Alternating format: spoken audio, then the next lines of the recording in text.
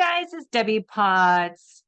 I want to geek out a little bit more on metabolic health markers so you can understand what all these words mean as mitochondria, biogenesis, and capacity, and insulin resistance, all of that. Because as we are focusing, or I am focusing on this podcast, YouTube channel, how you can be fit and healthy from the inside out as you age, because most athletes that are training as much as we do for endurance sports, races, events, are on the other side of the bell curve of what is beneficial dose of exercise.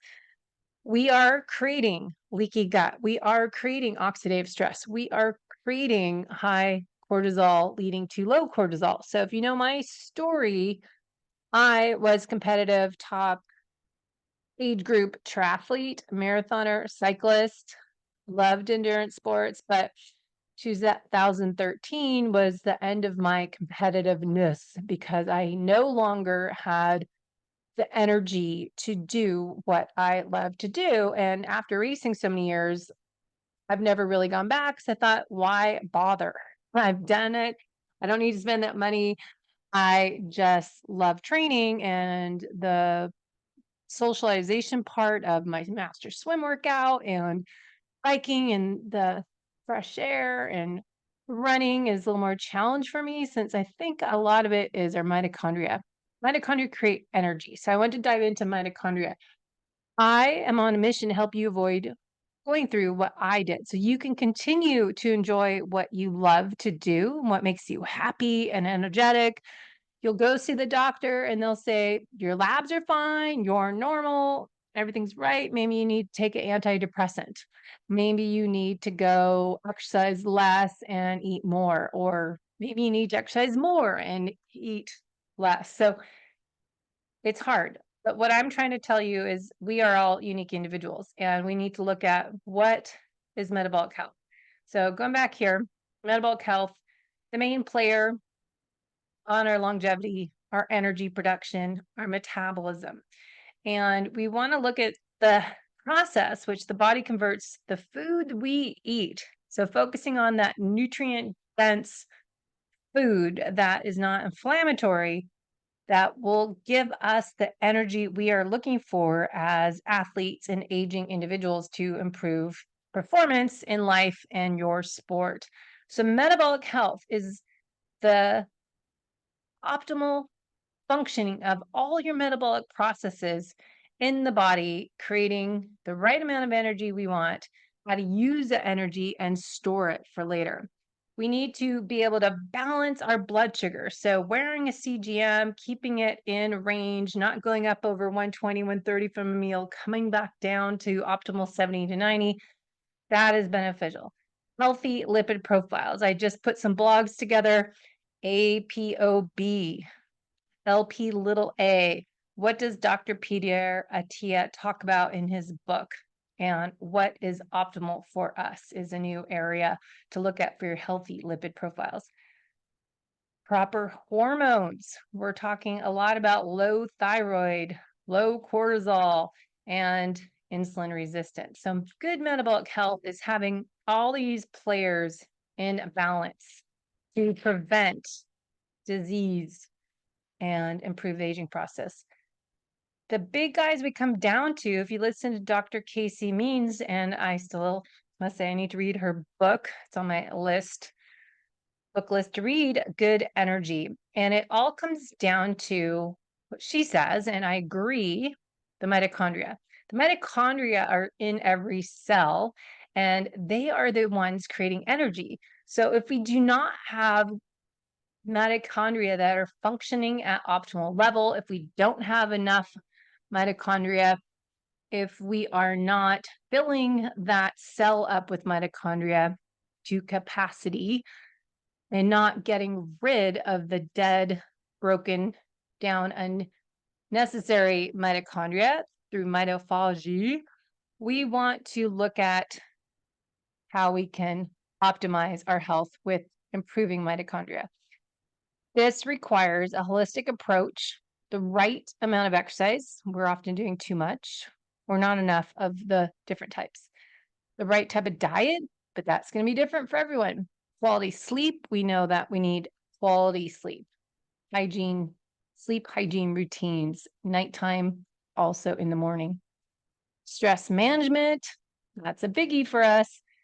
High performers, type A, we need to pause, slow down, breathe, reset, recalibrate a little more often than the typical person that's probably a little sedentary, doing nothing, nothing really stressful as we are doing to ourselves. So we need to often slow down and breathe and take a moment to reset. So the other part, of course, is proper nutrient intake, looking at the most nutrient dense foods, and of course, avoiding toxins as much as you can because they're everywhere. All right, so we want to focus on this, but let's work on definitions. Metabolism. This is life-sustaining chemical reactions that convert food into energy, build and repair tissues, manage waste products. If we have an efficient metabolism, this is going to help our metabolic health because we are improving in result of optimal functioning of our metabolic pathways. By doing this, we're preventing disruptions in glucose and fat metabolism, and in result will reduce our risk of metabolic disease. So we want to improve our mitochondria health because this is where we're getting our energy from. We want to thrive as we age and not struggle as my mom's friends, as they're all late 70s, early 80s. I'm starting to see this trend. Sorry, guys, this is why I really want to focus on men's health as well as women's, that the men that my mom's circle of friends and my friends' parents, guess who passes first? Often the men. And I think if we look at my other video on my genetic reports, blood chemistry markers, gut tests, we need to look at everything now starting at age 40, 50. So don't wait until you're 80, start now. Though when you are 80, you can at least work on getting your health up with exercise, movement, mobility, strength. So mitochondrial health is really important for energy balance. And mitochondrial health, remember, is energy production, cellular metabolism. They're involved in regulating our cellular functions, cell growth, programmed cell death. But a big one for us athletes who are creating oxidative stress in our workouts, mitochondria are involved in the production and the management of ROS, reactive oxygen species. This is a byproduct of energy production that can cause cellular damage when not properly managed. So I did some blogs on this, and I'm going to record more videos. And let me know if you rather these slides than just me talking off a blog, but this is really important for us athletes. So this is why I think really work on a mitochondrial health as athletes as we age, because things change as we age. Don't blame it, embrace it. So I found some images. Some of them are a little sciencey, but reaction oxygen species, mitohormesis, mitochondria, making new ones. So we got mitochondrial health. How do we prove that? Nutrient sensing, calorie restriction, physical activity. So fasting, but for athletes, we now know we were probably doing too much fasted work, especially as females, raising that hormone kisteptin and causing more metabolic chaos. If we were doing too much fasted exercise and too much fasting in general, we end up with low energy availability. So we've talked a ton about that the last 5 years. How do we get rid of the dead mitochondria and bring in the new ones to improve this mitochondrial health? We want to work on this all together. So creating new mitochondria at the same rate we're getting rid of the old dead ones. If we want to improve the aging process, we need to work on all this. So this is a repeated slides. I won't go over it again, but remember cellular metabolism. Mitochondria are central to various metabolic pathways, including citric acid cycle, also known as the Krebs cycle, oxidative phosphorylation, also known as burning fat for fuel. It's crucial for converting nutrients into usable energy. Mitochondria playing a role in that mitophagy, that killing off the cells, apoptosis, essential for removing damaged or dysfunctional cells so we can create new healthy cells. Remember, is biogenesis, mitochondria biogenesis. So what does capacity and density mean for mitochondrial health? So we'll talk about in our heart rate results when we do metabolic testing, how you can improve mitochondria capacity, function, and density. So mitochondria capacity, and I've already done a video of this. This is repetition, but I think we need to get this across. The number of mitochondria, the more mitochondria we can get in a cell, the more ATP we can produce. So mitochondria capacity is the ability of the mitochondria to produce energy, ATP, efficiently through oxidative phosphorylation, fat metabolism. The higher amount of enzymes in the electron chain cycle, electron transport chain in the Krebs cycle, the better mitochondrial capacity we have. The more available nutrients and the more oxygen we have available for ATP. So that all improves mitochondria capacity. The other word we hear a lot about is improving mitochondria density. That's the number of mitochondria per unit of volume of tissue in the muscle cells, especially we want to look at that. Higher mitochondria density indicates enhanced endurance, so greater energy production for sustained activities, and improved metabolic function, which means, of course, more efficient metabolic function because we're improving how we use oxygen and nutrients.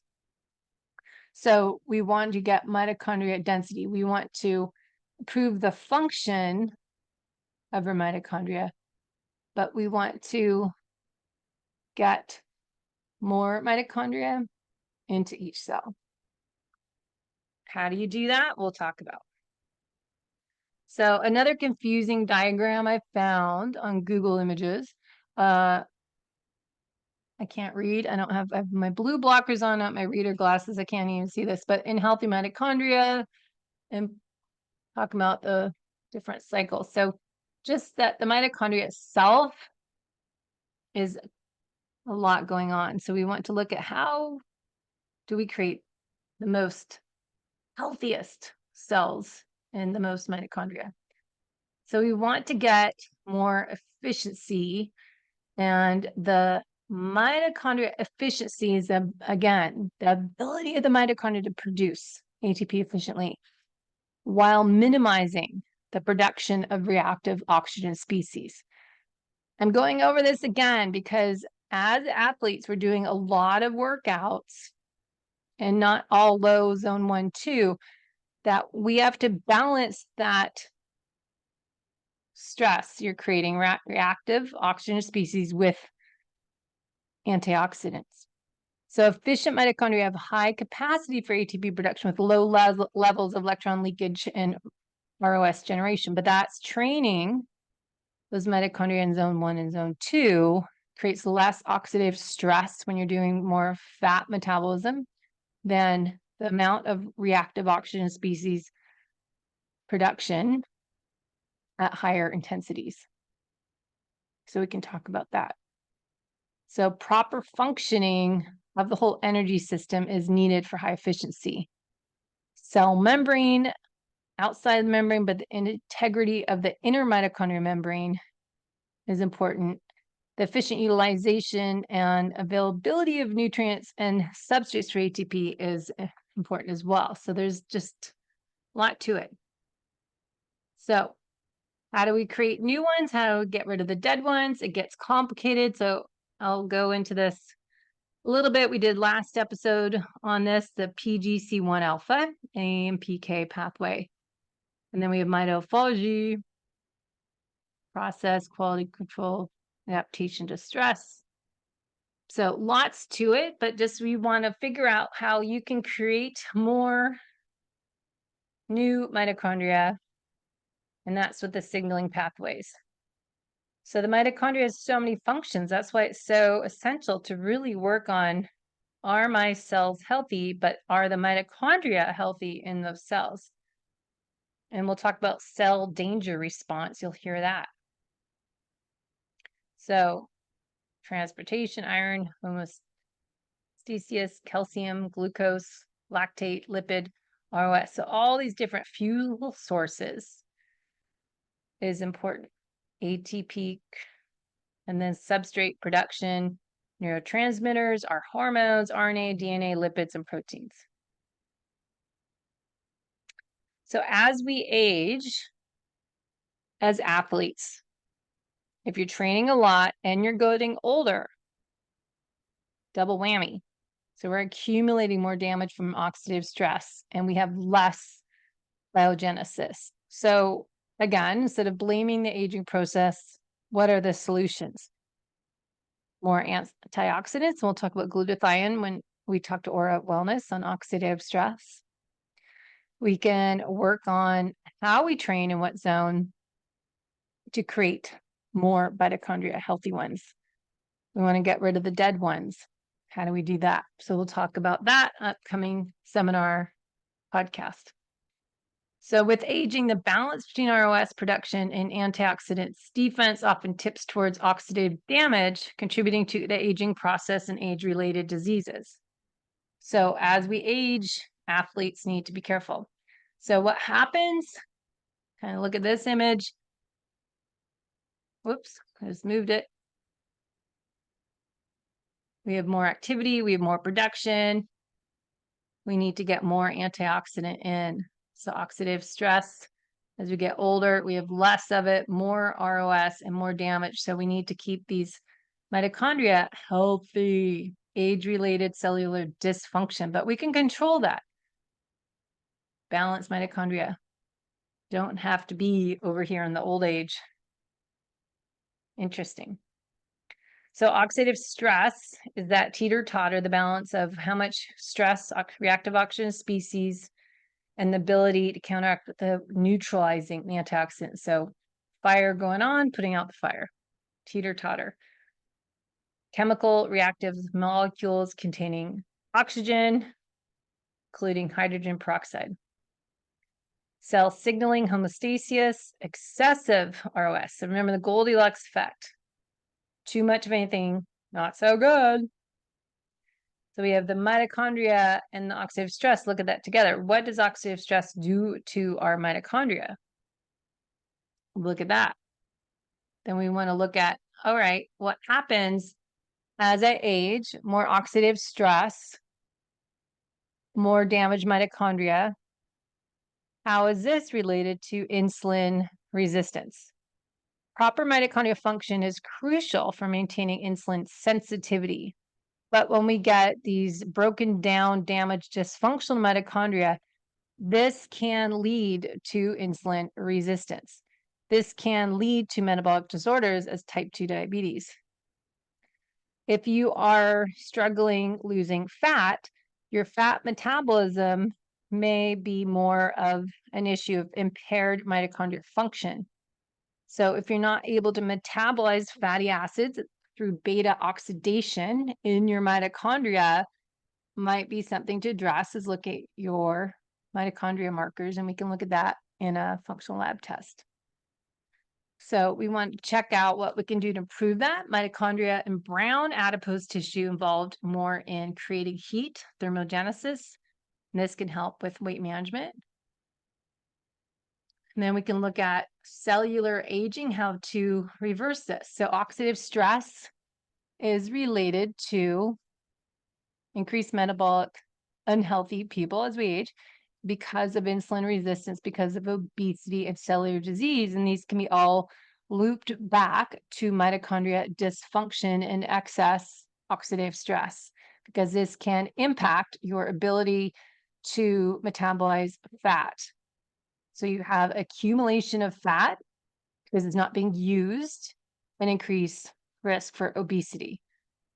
Also, this says oxidative damage to the mitochondria components in heart muscle and vascular tissues can also contribute to development of cardiovascular disease.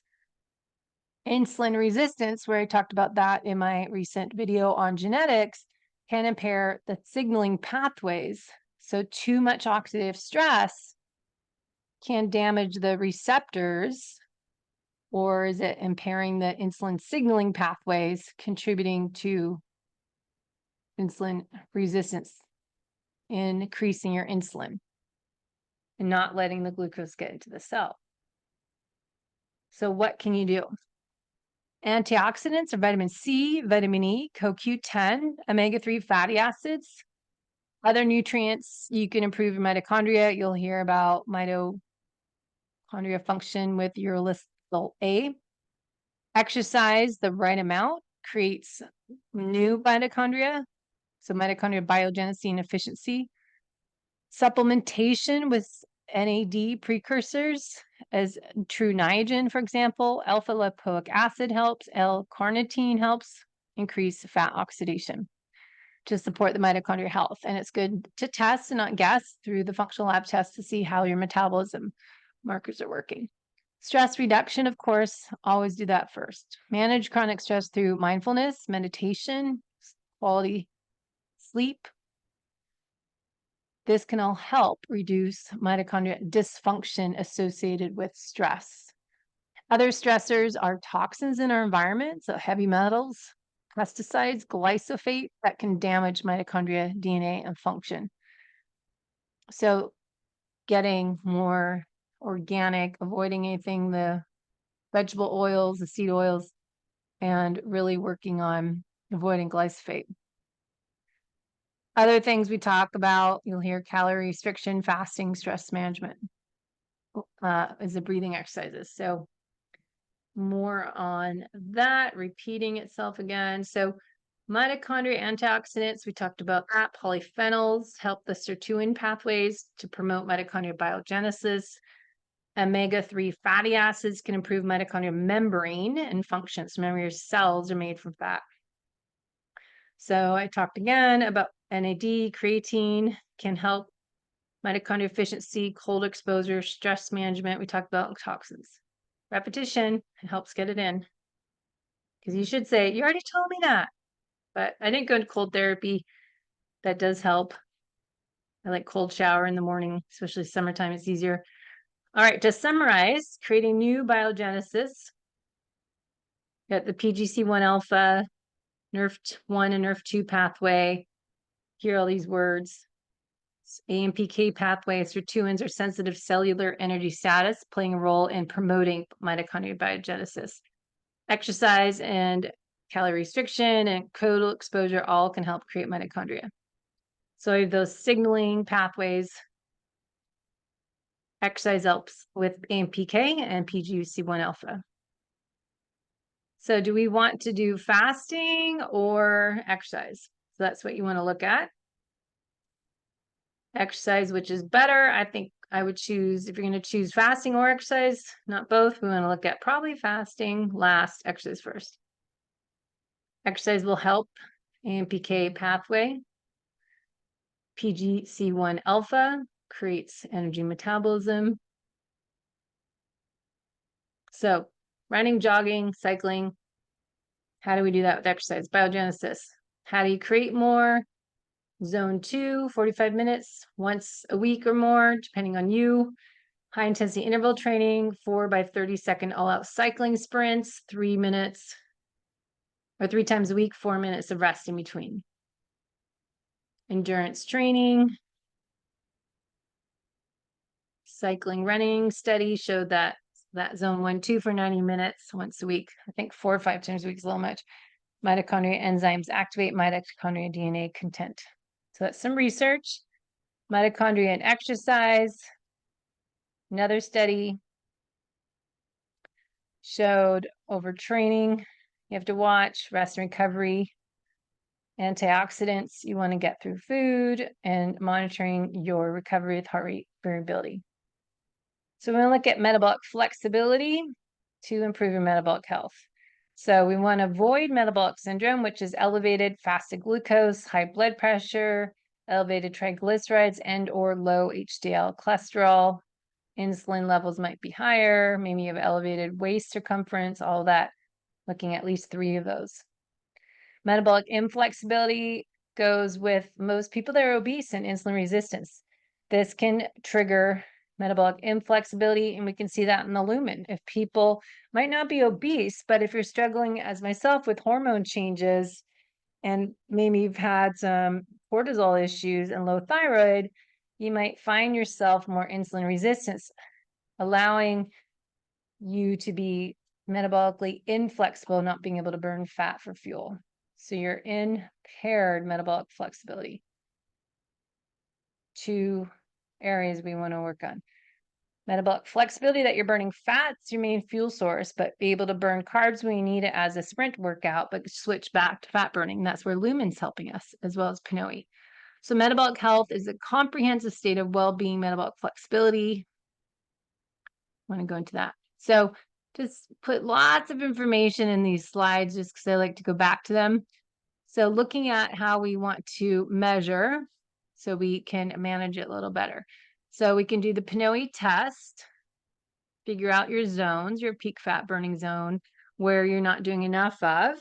And then we can figure out your blood sugar, your insulin, your lipid profile, body composition, really work on improving these markers. Even if you are fit, I often find athletes are not healthy at a cellular level because of that oxidative stress and maybe overtraining in those higher zones. So we can use lumen to help us figure out what fuel source we are burning at rest. So then you're going to exercise.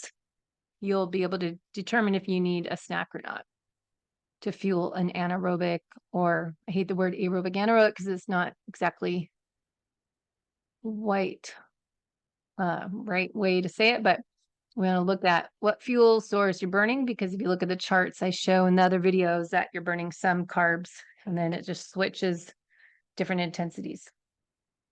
So we want to look at this, what we're burning. We want to be flexible and not be stuck inflexible. So we want to be able to be burning carbs sometimes and back burning fat. So helping with the mitochondria, again, summarize capacity, density, biogenesis. Looking at all those. Mitochondria dysfunction goes wrong when too much oxidative stress. So we want to look at test, breathing exercises, fuel source, what you're burning at rest, what you're burning during exercise, how should you train, how should you recover. Looking at switching fuel sources, where is your respiratory exchange ratio, where's your metabolic crossover point, that can help us figure out where you are. Another image of mitochondria. So just to review, again, this is on purpose. Capacity, the ability of the mitochondria to produce ATP. So how much ATP can mitochondrial cell produce? Density, how many mitochondria can you pack into a cell? Density. Enzyme activity, the activity of enzymes involved electron transport chain. What is mitochondria biogenesis? Do you know yet? New mitochondria formed in the cell. Mitochondria efficiency, how efficiently mitochondria convert substrates into ATP. Big words. So more and more and more. So let me know what you want me to pause and go into a little more next time. I think it's important to look at what should we do to improve our mitochondria, and what should we do to get rid of the old ones. So we PGC1 alpha activation, AMPK activation, sirtuin activation. Function versus dysfunction of your cells. And remembering that oxidative stress. So looking at these levels, metabolic heart health levels, oops, spelling error, good article on inflammation and how athletes need to be careful. So check it out, and we'll continue on this deep dive into fit and healthy athlete from the inside out, starting with mitochondrial health, oxidative stress, metabolic health, insulin resistance, thyroid, all of it. Metabolic chaos.